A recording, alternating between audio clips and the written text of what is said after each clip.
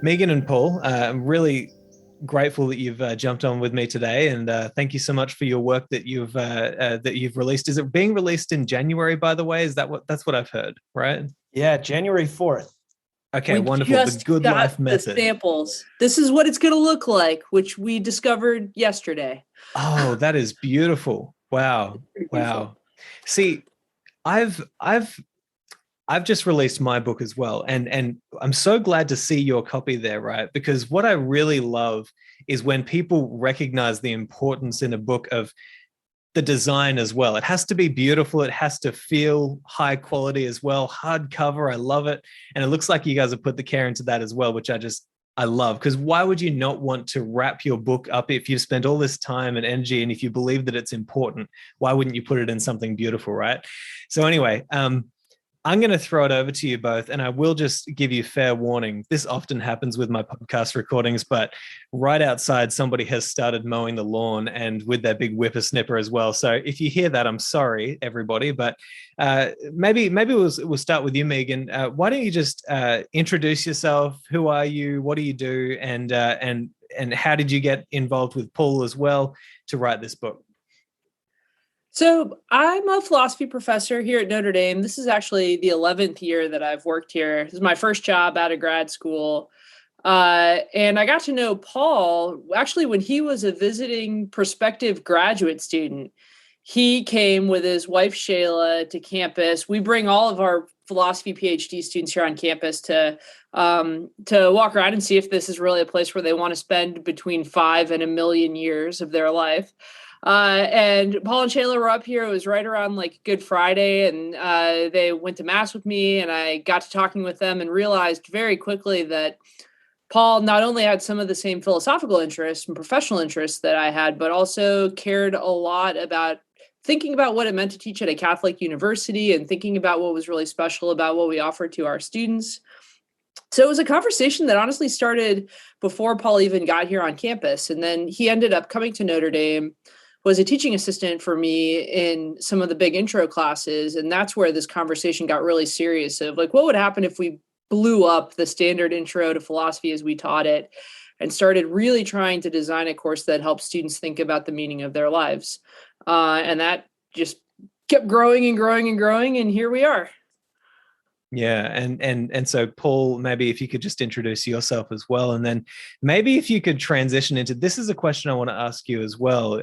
So Megan, you've mentioned that you're at a Catholic university. You also mentioned in the book that you're both practicing Catholics, I believe. I'm correct on that. So yeah, Paul, introduce yourself, and I'd also like to know how the Catholicism influenced the way that you approached this work. Yeah, absolutely. So Paul Blaschko, I'm a teaching professor here in the department at the University of Notre Dame now. I guess, and kind of to pick up where Megan left off, which is perfect. When we started thinking about, okay, we want to change the way that students encounter philosophy for the first time, we went in a couple of different directions. One is, we really leaned heavily into making philosophy accessible to our students. And one way we did that is just through technology. So we have this course website for this course that the book is based on. That course is called God and the Good Life. And, it's to our mind, it's the easiest way to kind of jump into the ideas, to the arguments. We try to make sure that the texts that we're posting have hyperlinks so that students aren't going to be distracted by, the jargon and the philosophical terminology, and they're not going to kind of be discouraged by that. Because so much of philosophy, is encountering, Aristotle telling you, look, you've got a goal in life and it's to be happy. And here's exactly how, you might want to think about doing that. So one of the ways that we tried to make philosophy accessible was through technology. Another way, though, was by approaching it, and I think this is something that's characteristic of, the sort of Catholic intellectual tradition, broadly speaking. I mean, this is a term that, at least at Notre Dame, we throw around all the time. But sort of approaching philosophy from the point of view of the whole human person and asking, what does philosophy have to say for you in your everyday life? I'm the kind of person that in college and, ever since when I have like a deep sort of problem, I first go to philosophy. I first think like, man, didn't like Aquinas have something to say about this? Or, Elizabeth Anscombe, or, Descartes was really worried about doubt. Like what's going on? And we wanted to bring that sort of energy to the classroom. We wanted to bring that to our students. Meghan talks all the time about how much she reads the news, and she reads the news like 30 times as much as me. But I think we share this idea that like, philosophy shows up in the news all the time. And so, one thing we'll do is text back and forth like, oh my gosh, did you see that op-ed that just came out in the New York Times? Like, they're making all these metaphysical assumptions that they don't even recognize. And so, one part of this sort of whole person training is we'll post an op-ed or we'll post a news article on our website each day that students are going to read. So they're reading, Immanuel Kant and The Atlantic. And one of the things we do in class is we walk in and we say, okay, what do these have to do with each other, right? And at first glance, it might seem like, like nothing, like, I don't know what's going on here. But, there's always a thread between those. And one of the sort of exciting things that we get to do is we get to say, not only is Kant showing up in this article, but it could show up in your life as you're thinking about, the role of honesty and whether that's a moral absolute or whether there are sort of boundaries and gradations and whatever it might be. So I'd say that's one of the distinctive ways in which we approach philosophy on Notre Dame's campus. Yeah, I really like that approach, and it resonates really hard with me because I've certainly had the experience in my own philosophical development that the more deeply I've thought about these philosophical issues, the more it's as if philosophy starts to pervade every single part of my life. And just like you're saying, you read something and you think they're making a philosophical argument here, but they don't even know it and they don't even see it. And it's just so interesting. It started even happening with my art. I mean, when I started to realize that when I'm playing and performing music or when I'm composing a piece of music, what I'm really doing is extracting the contents of my soul and presenting a philosophy through music or through poetry. But it's all I think the thing that I started to notice was when I'm doing music, when I'm doing poetry, when I'm doing podcasting, all of this is philosophy if it's aimed at the sort of questions that I'm trying to answer with those modes of practice. And so I really like that mode of teaching. And I wonder, there was one thing that you guys wrote about in the book where these ancients, they basically were trying to answer these three questions. Firstly, you had the question of, well, what is the purpose of a human being? What are we made for? Or essentially, what is our function? Then you obviously had, what is our aim? What's the highest thing we could attain? And then how do we get to that aim? I wonder, with your book, where are you starting from? What is that foundation of this is the function, or this is the purpose of a human being? This is the makeup of human being. Where are you starting from? What foundation are you building from? So I can take a stab at this. In the book, we start off introducing Aristotle as our kind of mascot. He's the mascot for the class. And I think for both Paul and I, he's one of these philosophers that has repeatedly been our touchstone for trying to guide us through thinking about the rest of debates in philosophy. And Aristotle famously asked this question at the very beginning of his happiness course. He's like, before we can talk about how to be happy, which he promises we're going to get around to figuring out, we have to first figure out what our function is. What's the special thing that makes the difference between a good or a failed human? And humans are really special, unlike all the other animals, in that we can freak out about this question. We can worry about it every single day, whereas very rarely does a cat worry if it's a good house cat or not, at least as far as we know. So I think a lot of people read the function argument and think that's outdated or mystical. What does it mean? Think humans have a purpose in the era of quantum mechanics. Paul and I have never had that cynicism. I mean, even if you are still trying to get your head around some of these theories that religious traditions offer us about our meaning and our destiny, we still think ordinary people all the time are worried about whether or not they're living up to the kind of life that's possible for them, or whether or not they're falling short. And that's Aristotle's question, is let's pause and reflect and think about this rather than just ramming our head against the wall every year when it comes time to form New Year's resolutions. I think for me, the investigation starts, and I'm a convert to Catholicism. So I actually had a bit more philosophy under my belt before the spiritual life really became alive for me. I think reflecting on what seems to be really special about us and the people that we love, this isn't to diminish animals or the natural world in any way, but to just say, like, what is special about my inner life? What's special about the kinds of goals that are most constant in my life? How do we elevate those? And how do we start to use that to get a grasp about what this kind of life is that I'm responsible for directing? And we oftentimes realize that we have some plans or some self-concepts that turn out to be really wrong. When I was 19 years old, I wanted more than anything on planet Earth to be a lawyer. That was like the summum bonum of my life. And I'm so glad that I did not fulfill that destiny when I was 19, because it was a kind of shallow goal that I hadn't really thought that much about. Other goals, though, like being a really loving parent, like being somebody that over the course of a life feels like you've made an investment in a community that you really care for.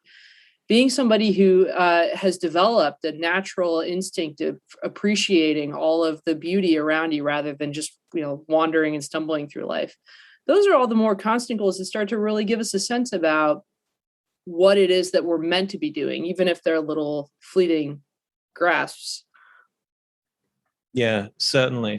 And I think that it's really interesting to hear that you had the philosophical understanding before you came into the Catholic faith as well. That's something that I'd be very fascinated to hear about, because I think that we're living in a very strange time where for a long time, I seem to think like cynicism has actually taken over as the dominant philosophy in our culture, but not necessarily the cynicism you may have seen back in the ancient days, but just a general kind of dull outlook on life and not much faith in the human spirit. I wonder, Meghan, if you could maybe touch on for a second. I don't know what was the point or what was some of those lines that actually drew you into finding faith when you were actually more philosophical, but then found your way in there? I'd be interested to hear about that. Yeah, I mean, a little bit of philosophy can certainly be dangerous for a religious life as well. We try to wrestle with these difficulties in the book. For me, I was 18, 19 years old. It really happened over the course of about a year and a half, right when I had arrived at college. And at the time, I was one of these teenagers that had all of these huge dreams. I was working on college applications from like 10th grade onward. I had all these things that I really wanted. I wanted an excellent career. I wanted to get into the most competitive major. I wanted to be accepted by the most exclusive clubs in college. I was just like one constant driving, hungry machine when I was 18 or 19. And one thing that happened to me as I moved away, first, I'd always been kind of directed about the good life by my parents and my teachers. And when I went away to college, I felt really free to start to pick my own goals, but also immediately freaked out by how hard it was to decide what things were really worth all the time and energy and what wasn't. Another thing that happened was external. I arrived at college right when the planes hit the World Trade Center in 9/11 and was just thrust, like almost everybody else in my generation, into this really complex, really confusing and suffering understanding of the world. And I wasn't a particularly deep thinker when I was a first year in college, but everybody was talking about this constantly. I'd never been to New York, but I started thinking a lot of like, I wanted more than anything to have the jobs that the people that worked in that World Trade Center had. And that got me thinking, but oh my gosh, like life is short. You could tell I was going to become a philosophy major because I would really dwell on these questions, but like life is so fleeting, but we want these things and they're good things. I also started to feel like there were things that were just missing in my life. And this you can't really describe using philosophy. Paul and I talk about this a little bit in the book, but there are some of our deepest like wants and needs that we just have to pay attention to, but we can't rationalize because they're just super deep within us. And that was certainly how religious faith started for me at that time. I remember I was very curious about religions. I would like secretly check books out of the library and read them, looking for like deep insight. There was a Catholic church that was right near my dorm, and I would just notice it all the time. And I'd always be thinking, like, what are they doing in there? What's going on? the first anniversary of September 11th, I was thinking, I really want to be around people that try to make meaning out of these seemingly incomprehensible things. And I'd, been eyeing the church for a little while. And so I went there kind of expecting philosophy. And I write about this a little bit in the book. I expected like some big, beautiful speech about suffering and the problem of evil.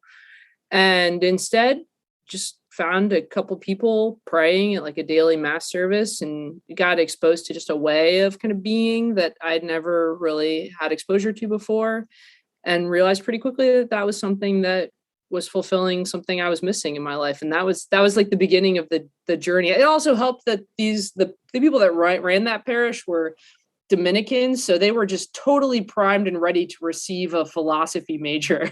As soon as I started having questions, they were like, "Oh, we've got books. We can feed this," and I really appreciated that. Yeah, that's beautiful, and I have to say that's one thing. I grew up as a Mormon, but then I left the church. But now, obviously, I'm studying divinity, which is one of the reasons why I'm asking these theological questions, because to a hammer, everything looks like a nail. And that's where my head's going. But one thing I've really liked about exploring very simply the Catholic faith is their desire to have faith with reason. So like we need to be able to back up our arguments through a faith-based argument as well as a reason-based argument, and together we are strengthened. And their love of philosophy, I really appreciate that. Paul, I might bring you in here because there's something that maybe you could talk about that I learned in the book, and this was horrifying to me, but it was also not surprising, right? Which is to see that I think I'm getting this right. 80% of students today say that the goal of life is to get rich, or their ultimate aim in life is to get rich. Whereas back in the 70s, I believe it was flipped around, where it was we want to have a meaningful, rich experience in life. And as I said, it didn't surprise me, because you look around the world today and you can extract the aims of humanity by just watching what they do. I really like what Carl Jung said. He said, look at what a person reads, what they watches, where they spend their time. You'll get what their aim is. So how did that influence the way that you guys approach this book? And I guess, what did that teach you about the way that you needed to approach this book and teaching people in university as well? Yeah, I think one of the things that strikes us just as college teachers, like as people who are seeing, these young people every day, is how open and interested and eager they are to grapple with big questions like the ones that we raise in our course and in the book, and how refreshing they find it, honestly. So this happens all the time in God and the Good Life. Students come in with this sort of operating system, like the one that you're describing, this kind of cultural operating system is how I think about it.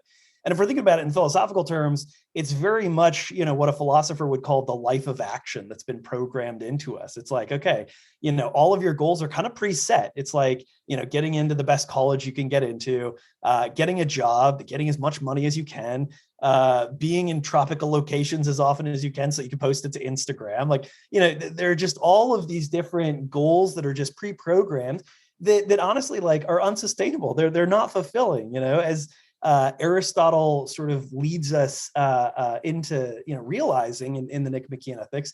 If you've always got an action-oriented goal and it's always serving some other action-oriented goal, this can't go on ad infinitum, right? You're going to hit the end, and that's what we call burnout, or that's what we call cynicism or nihilism. You think, well, nothing matters at all then, right? Like I've got the thing that I wanted more than anything in the world. I feel nothing. It's worthless. Nothing means anything. Okay, so our students, I think they've gone through those cycles, and they're very, I want to just sort of like pump up our students a little bit. They're amazing. They're amazing human beings, incredibly smart, hardworking, but they run into these problems over and over. And I think they are just desperate for an alternative. And they'll give you 15, 20 minutes, right, to kind of make your pitch. But they've been pitched so often that, like, if you can't kind of back it up fairly quickly, they'll be like, okay, we've heard this before. It sounds like, like a shoe commercial or something. We're not into it. And so for me, walking into the classroom, and just being able to say, okay, like who here wants to be happy? And everybody's like, is this a trick? Yeah, okay, I think I want to be happy. You're like, well, this is exactly what Aristotle would predict. And let me tell you why. And let me tell you what's surprising about that, right? Because Aristotle doesn't think, you want to be happy in this sort of, affective sort of emotional way. Obviously, emotions are a huge part of happiness. And Aristotle realizes that. He's not crazy. But he doesn't mean, who wants to feel happy continuously until they die. He means who wants to achieve eudaimonia, right? He's got a special term for happiness. And that's a hard thing, and it's a complicated thing. And if we sort of do our job right with the students in that first day, they'll say like, okay, I'll give you a semester. Like we can kind of sketch this out and follow it through and see what that really consists in. And to me, that's the exciting work. I mean, and that's, what I really hope for from each of the readers of this book is that they'll see there is an alternative view out there, and not just one. I mean, it's not just like Aristotle or bust. I mean, I don't know. That's kind of how I feel about it.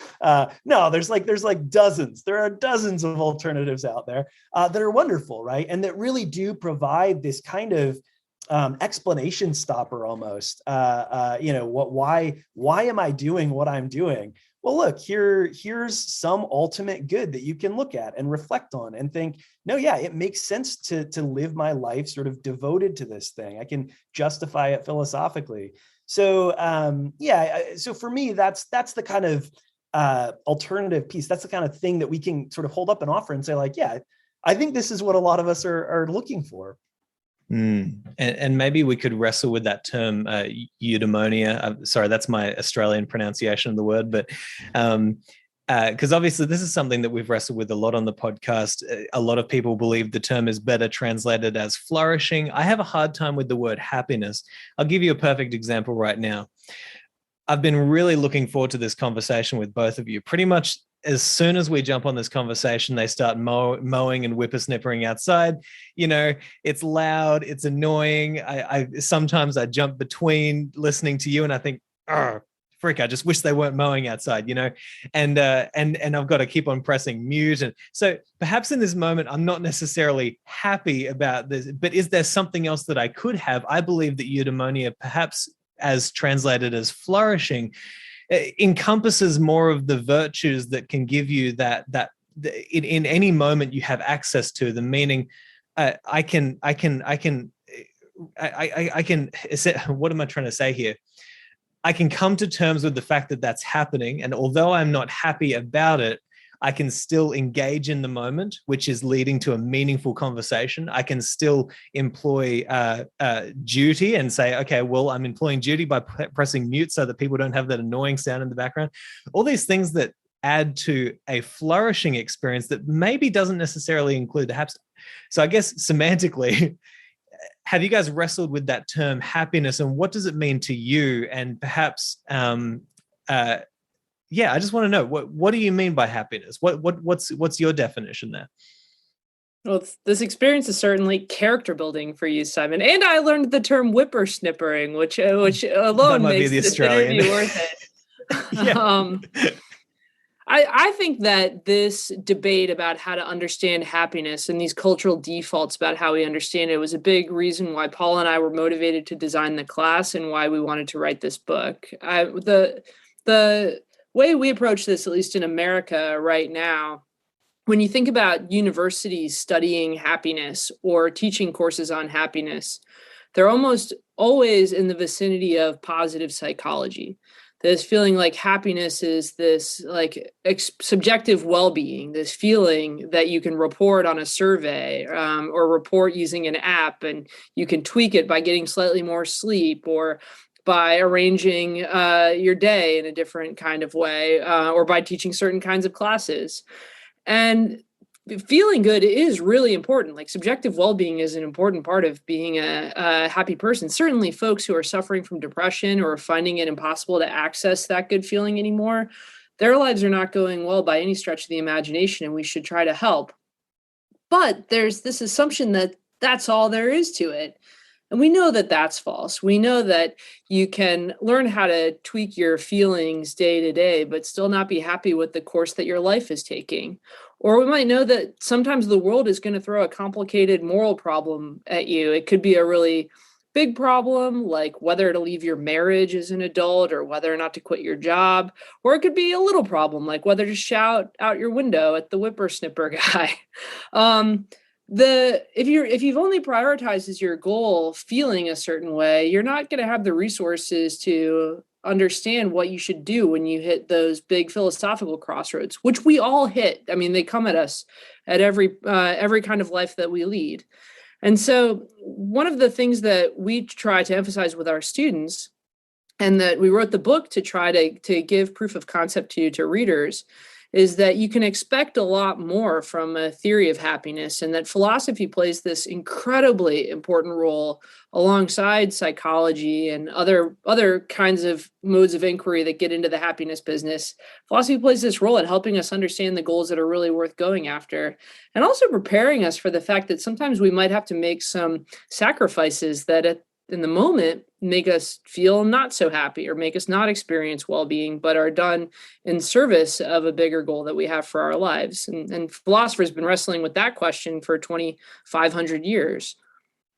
I'll tag on if I can, just to the very end here. So something Meghan sort of reminded me of in our last interview, actually, that we talked to someone about some of these questions, was, Aristotle says in the Nicomachean Ethics that we shouldn't call any person happy until after they're dead. And his point here is that, like, there are a lot of things that can impact whether or not we think that you flourished as a human being, and that won't really come out until after you're dead. He even thinks, like, some of the things your kids can do, I mean, they can really mess it up for you, if they, like, I don't know, like bring like shame to your name or something like that. But one thing that strikes me about that is that it totally unsettles this way of thinking about happiness as subjective well-being, or as the kind of thing that I have direct access to. Like, am I happy or not? Like, let me just think. And I'm like, nah, I'm kind of grumpy. No. And it makes it this bigger thing, this kind of life-shaped thing that I'm striving for, but that I do have a practical connection to. And as you were talking about your experience in the moment, I was obviously I assume some of this is in the background for you even, but I was putting the mind set of the Stoics, right? Who say, look, yeah, when you're facing some of these adversities, you can retreat to the inner world and you can reflect on these things that externalities can't influence, that the world can't take away from you, and that are constituents of happiness, right? You've got a virtue, persistence in the face of the whippersnippet. Sorry, now I'm just totally like this, like telephone, but you've got that thing. Nothing can take that away from you. I guess you could lose it. You could give it up. You could lose focus on it. But by sort of returning to those bases, just like using those as touchstones, you can kind of remind yourself, right, of this journey that you're on. And that itself can reorient you and often actually has this beneficial kind of side effect, which is that you do get like the subjective well-being from that too, because you think like, things aren't so bad. In full agreement there, that it's such an inward path where we have to look within. And I also really love this idea that you don't call somebody happy. I would also extend that to, you don't call somebody wise. They don't proclaim wisdom until after they're dead. You look back at their life and you leave that up to the people who you influence to judge you. I think that's a really reasonable thing to aim at, I guess.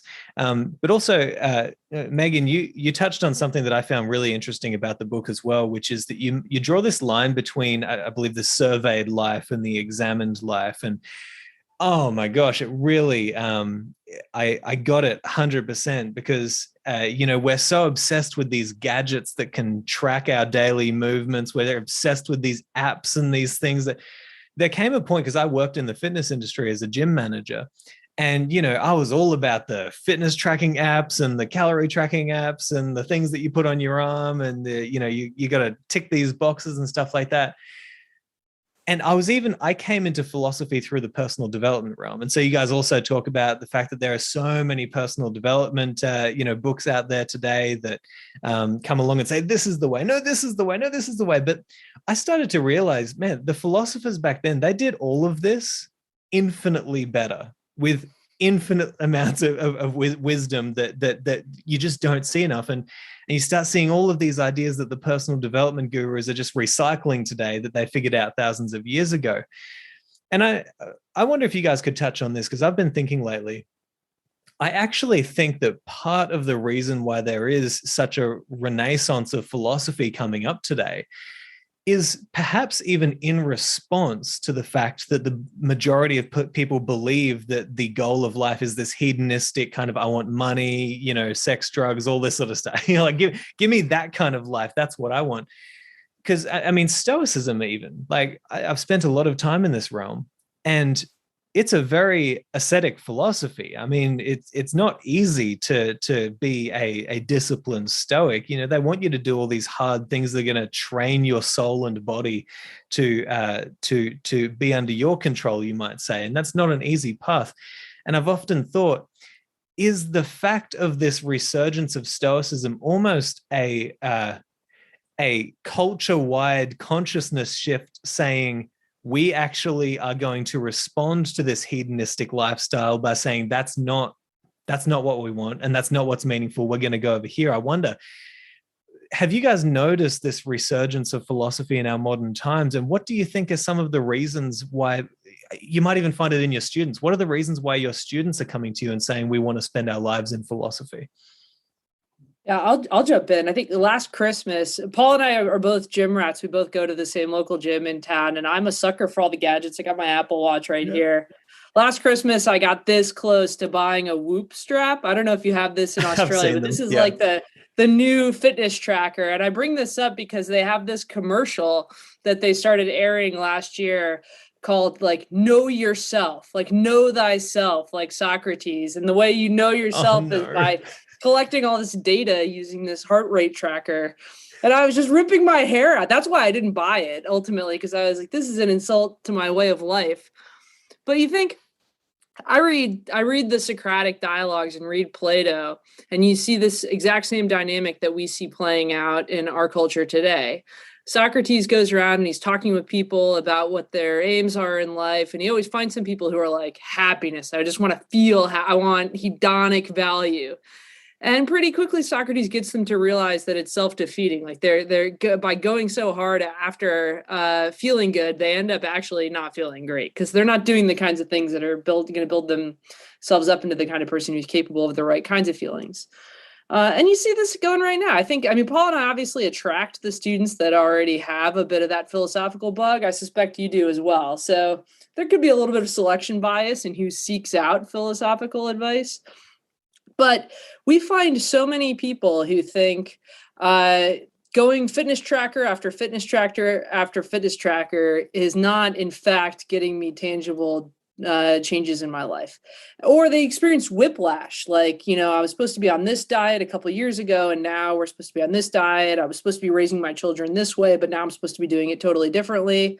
One of the things that's beautiful about this tradition of virtue ethics that comes up from the Greeks and the Romans all the way till now is that they're always building and riffing and modifying on wisdom from the previous group. They're bringing their own experience, the own kind of times that they had to live through in as evidence about what a good human life is. But they're not trying to reinvent the wheel, at least not the kinds of philosophers that Paul and I really love to teach. They're always modifying it or adding a wrinkle or adding a new chapter. And that also gives you the sense of like, well, my gosh, if this thing has this kind of staying power for all of these, centuries up until 2022, maybe it's got something that's going to be valuable in 2022, especially if these other options are not delivering the goods anymore. And I think especially after the last 2 years and the really strange period we find ourselves in, we start to realize that that smart watches are not going to be enough for the kinds of tasks that we're up against in our lives.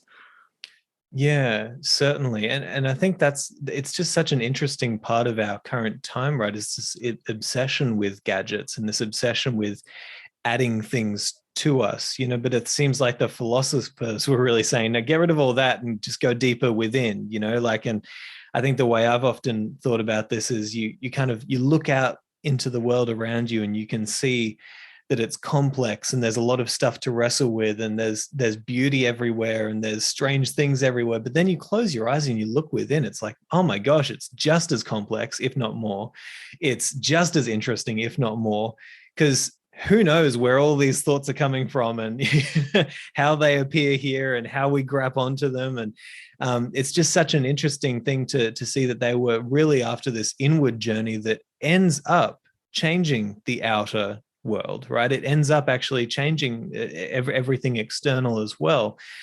I wonder, so you're obviously wrestling with a lot of these ancient philosophers that everybody would most people would know: Aristotle, Socrates, Plato, some of the Stoics. Who are some philosophers that you think don't get enough credit today for the contributions that they made?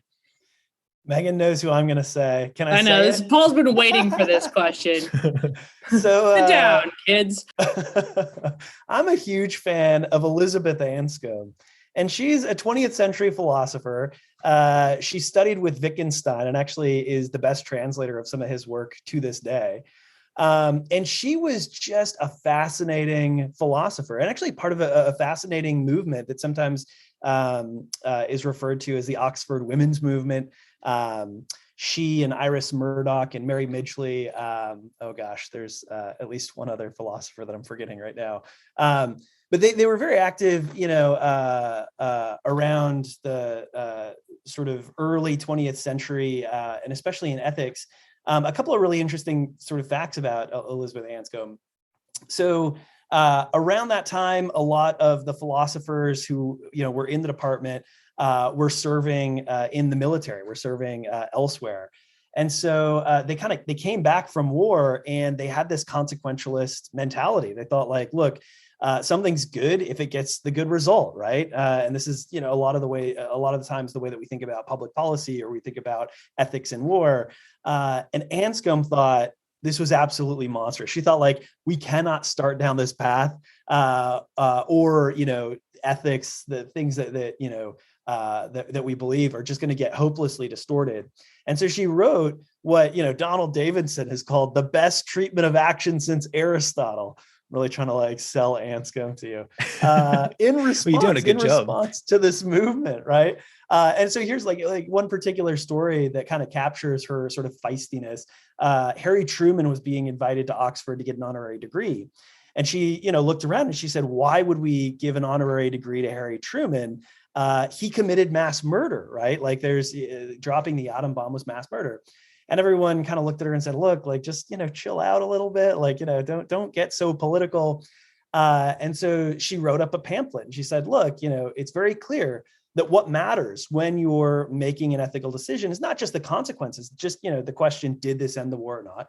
But what matters is your intention. Like, what did you intend to do? And she said, when it comes to dropping the atom bomb, Harry Truman intended to kill innocent civilians in order to bring about some end that he desired, the end of the war, right? So she thought like, this is just like, this is what my views demand of me. Like I've got to stand up and make a fuss. And she did this, all the time. She was a sort of fiercely conservative Roman Catholic, but incredibly politically active at the same time. She was constantly getting arrested. She was also really good friends with Iris Murdoch, that we read about in the Love chapter, and who had diametrically opposed views on any number of issues, and they were constantly arguing. Last story I'll tell about Anscombe, one of my favorite stories about her. But so she was in, I think this is in New York. I don't know. This is one of those philosophy stories that we're just kind of making up at this point, but it is true. The core of it's true. She's in New York, and she walked into this restaurant. It was a fancy restaurant, so women were supposed to wear dresses, and they said, "Ma'am, I'm sorry, like you're wearing pants. Like women are not allowed to wear pants in this restaurant." She said, "Okay." She starts taking off her pants, and I'm like, no, it's fine. You can stay. It's just even the way that she just like thinks about this and just uses this, pure sort of like, modus ponens, modus tollens. Okay, that's fine. I love Anscombe. I think she's absolutely phenomenal, and somebody that we could, do well to pay more attention to. She sounds almost like a kind of Fran Lebowitz-esque kind of character. I don't know, just like... I would love to see like an HBO series about her life. I don't know. Yeah. So Anscombe, you said. Yeah, Elizabeth Anscombe. So it's Anscombe. Oh, Elizabeth Anscombe. Okay. Yeah. Very interesting. Yeah, I'll have to check out her work. And Meghan, I'm not sure if you have anyone who you'd like to add to the list, or. Yeah, so one of Anscombe's friends has become one of the most important virtue ethicists for me, Iris Murdoch, who comes out a very, very different kind of woman. She also taught at Oxford after the war when virtue ethics was having this huge resurgence. Murdoch was a novelist and also dabbled in philosophy, but really thought about philosophy much the way somebody does who spends a lot of their time imagining the minds of other people. Unlike Anscombe, Murdoch like tried out many different religions over the course of her life and was always kind of bouncing around trying to find a way of life that suited her. But the reason I love her is she writes very beautifully about the role of attention and love in our good lives, which is something contemporary philosophers who work in moral theory almost never talk about this, or certainly they don't talk about love as much as the rest of us do when we're trying to lead our ordinary moral lives. And Murdoch really argues forcefully that we have to take this very seriously. And she, in one of her essays, she talks about this process we can use to try to improve how we care about other people without doing anything to them. She talks about how this mother has a hard time loving her new daughter-in-law. She just, outwardly, she's very polite to this woman and she wants to have a good relationship because she's worried if she doesn't, she'll alienate her son. But inwardly, she just doesn't like this woman.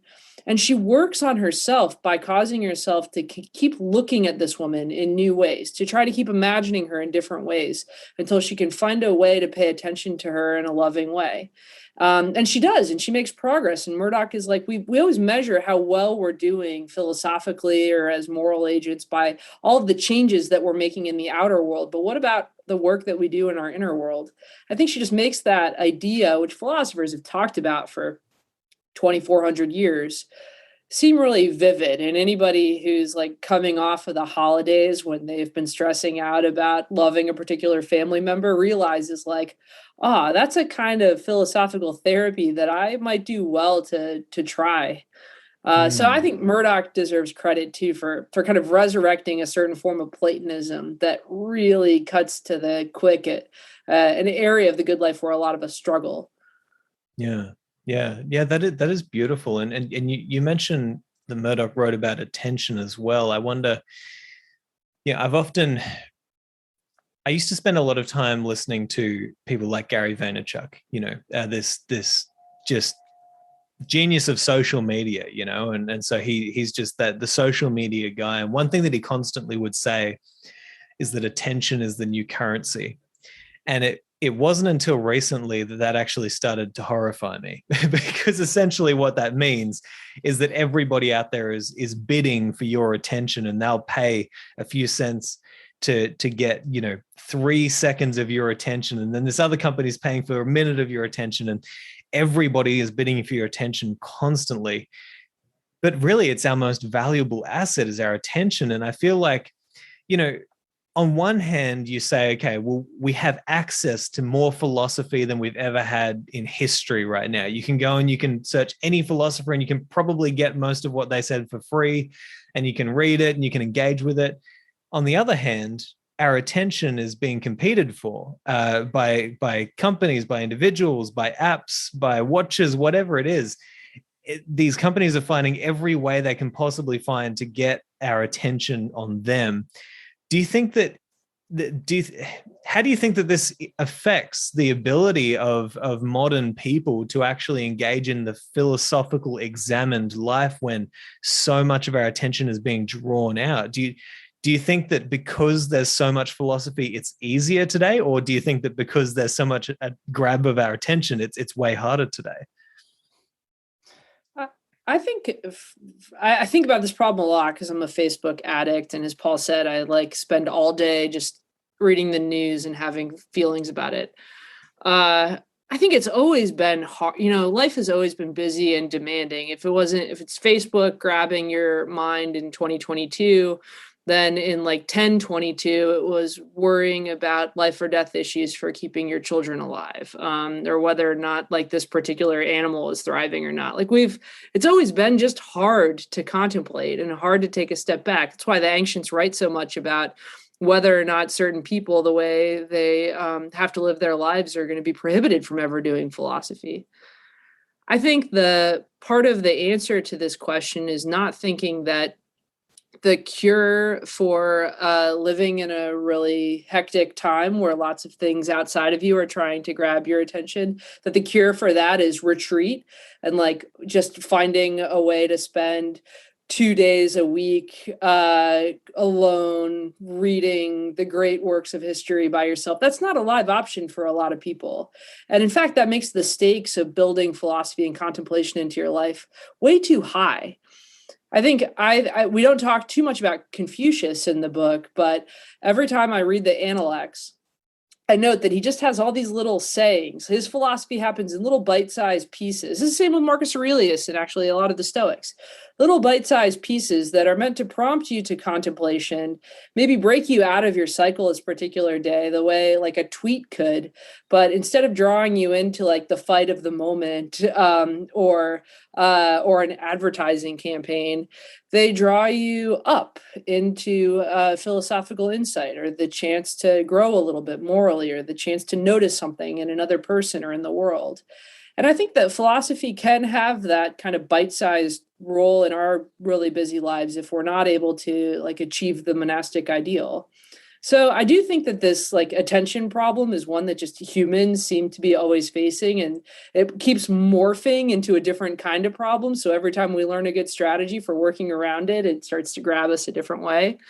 But I also think that philosophers owe it to people who are trying to navigate a good life in a technologically saturated world to remind people that they have a lot of middle options for starting to build up the contemplative muscle in their brains. Yeah. Yeah. And so I think you're right that it's always something that we have to wrestle with. I guess to me, it just seems like today we do live in a world where, you know, there are billions of dollars being thrown at the goal of catching people's attention. Sometimes I even wonder, because and you guys might see this more than I do, but I once was thinking about, you know, maybe eventually I work my way up to say a doctorate in philosophy or something. I was wondering, what are the main jobs that people go into after a doctorate of philosophy? And I saw that one of the main jobs for a doctorate of philosophy was actually going to be a data analyst. So, you know, these giant companies are hiring the smartest, most brilliant minds of our culture to then analyze and mine this data and tell them how they can get people to spend 5 seconds more on their app or on their widget or on their product. That horrifies me. It makes me lose faith in humanity. But I maybe going to something a bit more on a positive light now. One thing that I found really beautiful about your book is that you, with the general atheistic tendencies of our current culture, it would be easy to write a philosophy book and to not even mention God and just to stick to the very practical, here's how you live a practical philosophical life. But one of the parts of the good life method is wonder about God. And I really like that. And I like that you didn't say find God. It's like wonder about God, or, you know, as the Israelites, you know, Israel means wrestle with God. I love this idea, and I wonder if you could just expand a little bit on why you thought that was a very important part to put into this good life method. Yeah, I can start here if you want. So I think, you know, one of the themes of our class, one of the themes of the book is that, you know, when it comes to philosophy, as important as it is to argue about the big questions, and it is important, we think it is really important to be very clear about, you know, why you think what you do and you know, how somebody could disagree with it.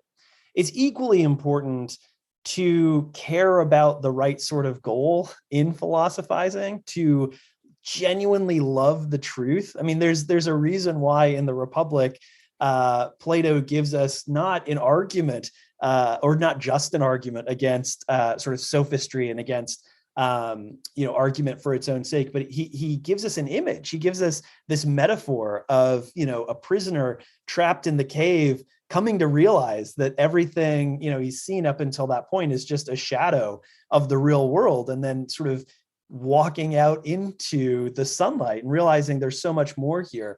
the kind of feelings that stirs up in you, and just think like, yeah, like the truth is something that's worth pursuing. This is just, a big part of our commitment. And so when it comes to faith, one thing I've noticed in our class, and of course we're teaching in a very particular context at a Catholic university.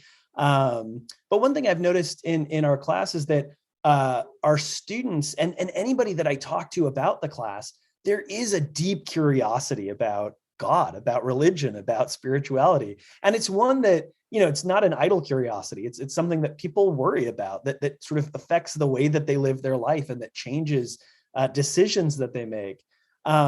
So one of the things in the book that we were able to do is sort of draw on that curiosity and say, look, here's some, phenomenal thinkers throughout the history of philosophy who have offered us really rigorous arguments. Thomas Aquinas gives us this argument that a necessary being has to exist. And at first you think like, what is a necessary being? What does metaphysics have to do with this? You walk through the proof and you think like, that is cool. That is amazing. One of my favorite chapters is the one on the problem of evil and suffering.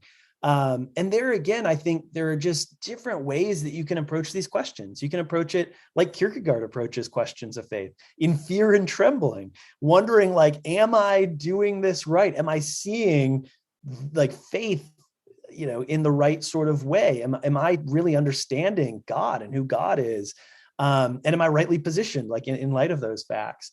So, for me, that was certainly one of my favorite parts, especially in the second half of the book, where we kind of turn from just the good life to this question of God and the good life, just wrestling with these issues that I really do think are incredibly common. I think a lot of people think about them. They just think about them often using different language and in different ways, but really are invested in trying to figure this out for themselves. Mm. Yeah, Megan, I want to jump to you quickly, but also I just want to add something. I mean, I like that you mentioned this kind of fear and trembling in relation to the question of God, because I've certainly noticed that the deeper I've gone into my study, or probably more my introspective work, thinking about the nature of God, if there is a God, that sort of stuff, I think that has been accompanied with a deeper and deeper sense that everything that I do and the questions that I ask are really, really, really important. and so like everything is on the line, like, and I think that's introduced me to this idea that the fear of God is the beginning of wisdom, because if you truly, like, if you really ask these questions, you have to take it with a degree of seriousness and with a degree of this understanding that it really matters if you come to truth or not, or if you can get closer to truth or not. But I don't know. I want to throw it over to you, Megan. Like, what's been your experience with the reasons why you might introduce people to this idea of wondering about God? I think one thing I've discovered teaching philosophy or just having philosophical conversations with friends that are willing to go with me long enough is you start with, when you enjoy philosophy, you start doing it about mundane things. How much money should I give to charity? It starts to draw you out a little bit more. Should I feel like really responsible for accidentally forgetting to pick you up from the airport? That kind of gets you into morality, and the questions start to get then bigger faster. So if you say like, well, why do I care so much about working so hard? Well, it's so that I can pay for a great college for my kid. Why do I care about my kid going to college? Well, I want them to have a happy adult life. What do I want them to do for their job? Eventually it gets down to, how do I deal with the fact that everybody I love is going to die someday? It gets heavy fast if you're willing to stick with the philosophical beats. And one of the things that Paul and I have discovered while teaching is that by the time we get to week 5 or 6, trying to do even just ordinary practical philosophy with our students, you have to start handling these big questions. Why do we suffer? Why is our life full of so many accidents that can derail our best plans, or somehow strangely make people who are undeserving have access to happiness and fortune that, we could only dream of? I think those get you into questions about what it means to live in a world with God or without God. And you start to want a more authentic, well-reasoned answer to some of those questions in order to have the resources to go back and make sense of all the little simple day-to-day life questions. Paul and I also share at the pivot point in the book, and we share this with our students, this really moving story from Stephen Colbert. He's a comedian. Nobody thinks of him as kind of like a Bible thumper by any stretch of the imagination, but he's somebody for whom faith has played a really important philosophical shaping role in his life. And he gets questioned about it all the time as his father and two of his brothers were killed in this tragic, very preventable plane accident when he was a kid. He's been exposed to evil and suffering, the kind that's life-altering. And now he's super famous. He'll get these interview questions about how he dealt with that. And he talks about how throughout that painful episode in his life, and even afterwards, for him and for his family, it's been really important to think that there's some good in the world that's out there that's big enough to be grateful for, even for all of the complex, messy things that have happened in his life. And that this urge to gratitude makes him wonder what on earth could be the subject of all of this gratitude and feeling of joy for his life. And you totally know he's telling you the truth about it. I mean, he's this very joyful guy, he's somebody that's clearly loving his life and what he's doing. And the fact that he feels this way calls out for a certain kind of explanation, and that draws him into thinking about religious questions. I think a lot of times philosophers of religion sometimes think that God is like going to be the philosophical question ender. Like once you add God into the metaphysics, then suddenly it's clear why you do everything else and all of the philosophical pieces fall into place.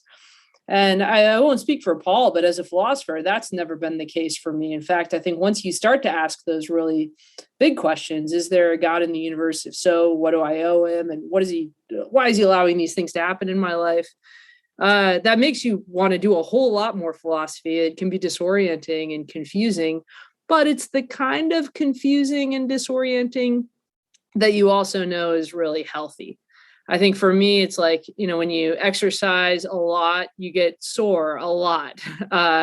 And you know that that's how it's working because you're suddenly paying a lot more attention to muscles that you were ignoring before. And I think likewise, you do a lot of philosophy. You start thinking about these God questions a lot. And it's not always going to be easy, but it's directing your attention towards things that are then going to be extremely fruitful for building up the rest of your philosophical worldview. Yeah. Disorientating and confusing is exactly the word. They're exactly the words that I think are appropriate in this case. I almost feel like, similar to you, the deeper you go into these kinds of questions, and mine has been less of the kind of standard philosophical approach. I think it's been more of the artistic and poetic approach to wrestling with these questions. But I feel like I'm fragmenting, but at the same time, those fragments are still linked to a core thing that is pulling me upwards toward these questions. And so it can be disorientating and confusing. But there's a feeling that it's important that you continue on that path of questioning. I want to be respectful of both of your time. This has been such a beautiful interview. I just have one more question if you could both answer it. And I was just thinking, we often talk, and you talk about this in the book as well, that the fact that philosophy means love of wisdom. But what is wisdom to each of you? I'd love just your brief or long little. What is wisdom to you? What is the thing that you're loving and seeking? Oh man, easy. I got you on this last question. I love it. Softballs until now, huh? I don't think I have enough of it yet to be able to tell you. And probably once you have it, you can't really explain it to other people what it is. Mm-hmm. But I will say, and I think about Aristotle often, we find ourselves in a very difficult time, or I don't know what's going on in your life, Simon. I feel like a combination of pandemic, very confusing world, increasingly difficult job, like family members who always have things they need from me. There's all kinds of like curveballs the world throws at us. Wisdom is something that you cultivate over time, where even if you're getting a brand new kind of problem, you can put it into context almost effortlessly or pretty quickly. You can know the right way to feel about it. You can know what kind of problem it is. You can remember other times in your life where you've navigated it and who you can recruit to help you with it. And these don't just have to be practical problems like how exactly I'm going to get to Virginia in a week, though wisdom totally helps with that. but also like, even big abstract problems. Like, I've never tried to build this kind of system before, but I have an inkling it's like this other kind of thing that I've seen or dealt with before. And you put the pieces together. Philosophy has always been about kind of making connections and joining circles and being able to get to enough of a high enough perspective where you can see connections that otherwise you'd miss if you hadn't been trying to cultivate that vision. And here I totally agree with Aristotle that it's a kind of like habit that you get through experience. It's not something that you can really quickly translate to somebody who hasn't had the experience of trying to solve and reason through problems and then go back and look and see if they did a good job. But it's the kind of thing that over a well-lived life, if you see enough, then it starts to be just ingrained in you, and these problems don't feel so much like crises anymore. Yeah, I love it. And I'm wondering, Paul, do you want to tackle it as well? Yeah, sure. So, I was really struck a second ago when you talked about encountering philosophy through art and literature. This is something I certainly find in my own experience as well.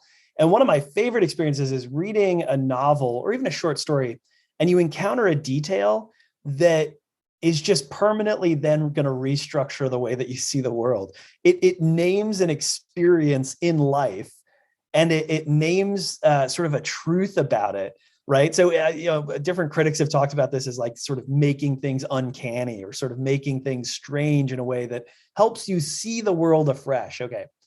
So one of the things that I'm struck by in the Nicomachean Ethics and just in Aristotle is, he's actually very particular about who's allowed to take his class on happiness, right? He says, like, I'm not going to let the young people take this class because like they're just going to argue about a bunch of stuff. They're going to talk about theories that they have no idea like what's going on. If you're going to take my class, you've got to, be at least like at midlife or beyond. You have to have some experience under your belt. And that always struck me as hilarious. I would tell this to my students. It's like, yeah, see, Aristotle wouldn't even let you in the door. But as I've gotten older, and I'm not even that old, I don't know. As I've gotten older, one thing I've noticed is that these bits of sort of like illumination, these little bits of understanding are things that people around me have. They just like contain them, especially older people with experience. And whereas, up until this point in my life, I was a philosophy major and then I was a philosophy graduate student. I was constantly looking to the smartest people and the, most advanced theories and the whatever else. Even when I'm asking sort of deeply practical philosophical questions, I've now come to just appreciate that regular people who deal with these, day in and day out, these same sort of practical issues and problems have oftentimes worked through them in experience in a way that can let them speak to some truth that I just had, have no sort of access to. So simple, very brief example, and not to bring the conversation down, but when my grandpa was dying, this is a while back, I went and visited him in the hospital, and my grandpa, like the sort of kind of guy that he was, is he was constantly throwing a party. Like he was just always having people over, always drinking alcohol, always playing cards. He loved having fun. He loved having these parties. And, growing up, I loved it, but I never really sort of like looked up to him as this like sort of wise figure or anything like that. Well, the last conversation I had with him, I was talking to him, I was kind of nervous, like, well, what do you think, Grandpa? And he's like, I'm not really afraid to die. And I was like, oh, that's a huge relief. Like, I don't know what I would have said if he was like, I'm terrified. He's like, I think the religious stuff's all true. And I was like, okay, good. Like, where's this going? And he goes, but one thing that I will say is I don't want to leave yet because you guys are having such a good party. And I just don't want to leave the party yet, right? And to think, in my mind, it just sort of replayed on the bus all the way back to South Bend and across the years, it sort of to see life as a party, to see other people as guests, as people that you can sort of offer some hospitality to, that you can enjoy life with and just sort of be friendly with. That strikes me as deeply right. That strikes me as like just deeply wise. And from, again, the most unlikely source of all. So I would say, I search for wisdom oftentimes in the lived experience of especially older people around me, much to their chagrin. Sometimes I'm constantly like interrogating my parents when they come to visit. I'm like, tell me wisdom, but that's what I would say. I would say that that's a bit of wisdom, or that's a source of wisdom that I really take seriously. Yeah, beautiful. Well, I want to thank both of you for coming on the show. This has been so much fun for me, and I hope we get to do it again as well. I'd really love that. I wonder if one or both of you could just tell us where can people get the book? When's it going to be released? Go ahead. All right. So January 4th, you can get the book. It's called The Good Life Method by Meghan Sullivan and Paul Blaschko. And you can go to our publisher's website, Penguin Random House. I know it's at Barnes & Noble, Target, Amazon, wherever books are sold. You're indie bound, you can go to IndieBound, go to your independent bookstore. So I'm sure it's Googleable. Beautiful. If you have any confusion at all, email us and we will send you all of the links.